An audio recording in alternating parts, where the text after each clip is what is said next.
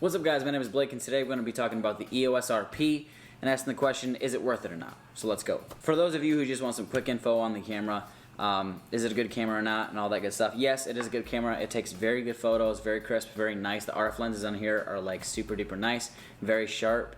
So all your photos look fantastic. Video on it, yeah, the video looks great. Canon colors are always amazing. The autofocus is really good. For you instant gratification people, it is a good camera. Alright, so if you're still watching this video, obviously you want it a little bit more in depth and you want more specs and all that stuff, so I'm just going to list the specs real quick. The EOS R is a full frame camera. It's got 26.2 megapixel. It's got dual pixel autofocus. It's got Bluetooth, Wi-Fi. I use the RF lenses, which is really nice. RF lenses have the control ring. It's got manual focus peaking, which is a really cool feature, and I'll talk about that in a minute. It's got an HDMI mic input, SD card slot. It's a mirrorless camera. It's got an OLED viewfinder. It shoots 4K, 24 frames per second, full HD in 24, 30, and 60 frames per second. It's got a touch screen, flip out LCD screen. So, you know, when it comes down to it, is it worth the price? I've had it for a little bit of time now. I haven't posted a video in a minute because I really wanted to play with the camera a lot and really get a feel for it.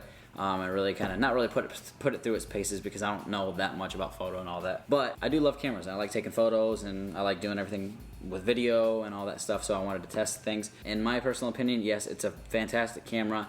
So you got the full frame, which is amazing. If you don't know what full frame is talking about the sensor size. So if you have like a normal, if you get like a normal DSLR from, I don't know, from a department store or something like that, it's probably going to be an APS-C size sensor, which is a smaller sensor, which means you're getting a crop. So if you have a 50mm lens and you pop on that 50mm onto your APS-C camera, it's actually going to be like a 1.3, I think it's 1.3 or 1.6 crop. So take that 50mm and multiply it by I think it's 1.3.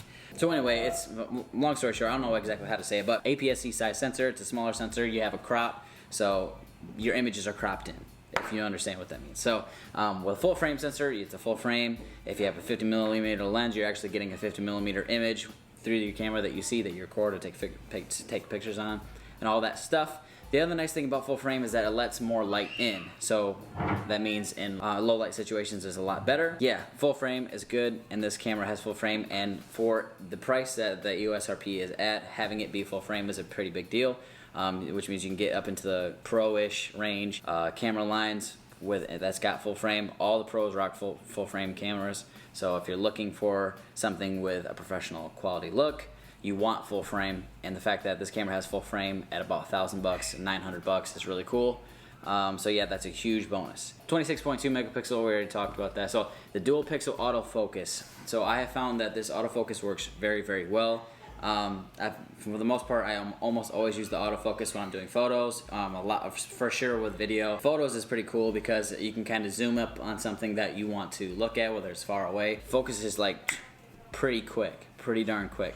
So yeah, the dual pixel autofocus is really good. So you can see right now it's like autofocusing on my face. I have it to where like it tracks my eyes, which is really cool. So when you're focusing on subject, their eyes, you make sure that their face is fully sharp, fully in focus, and that you're not getting any blurred images or anything like that. So let's just do a quick test. See how quick it focuses. It's pretty quick. Maybe I'm just biased because I bought the camera and I want it to be nice, but I think it's pretty quick and I like it a lot. I haven't had any problems with it really. I haven't really had to use manual focus at all. Unless I'm like zooming in on something in the woods, like a bird or something like that, and a bunch of crap's in the way, then you probably have to use manual focus because sometimes that can be a little tricky then.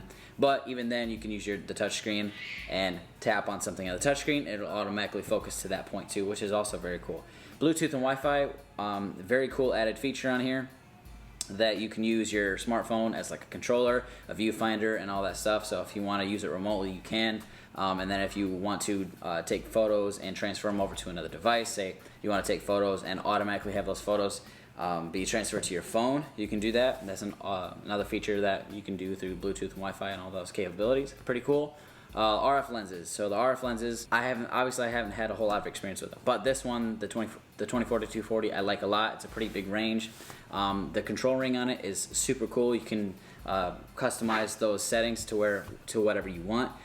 So if you want it to control, like I have it control ISO, so I have one little rocker to control aperture, and the other one to control shutter speed, and then I just use the control ring on the actual lens to control the ISO. So I have all those controls right here at my fingertips whenever I need them with photos or video or whatever. Manual focus peaking, so it's pretty cool. Anytime that you will have to use manual focus, you want to have the manual focus peaking on, because sometimes if you don't have like an external monitor, it's kind of hard to tell where your manual focus is if everything's, you know, fully sharp. And sometimes you might be recording something or whatever, you might take a picture of something, you're using manual focus and it's not in focus after the fact. Manual focus peaking will take a color of your choice, usually it's like red or something, and when that item is in focus, it will like illuminate the subject in that color. So it's pretty cool, pretty sweet feature. The HDMI, obviously, I mean, I haven't used the HDMI port and all that stuff, but it's a cool feature to have. The mic input, I got a mic on it right now.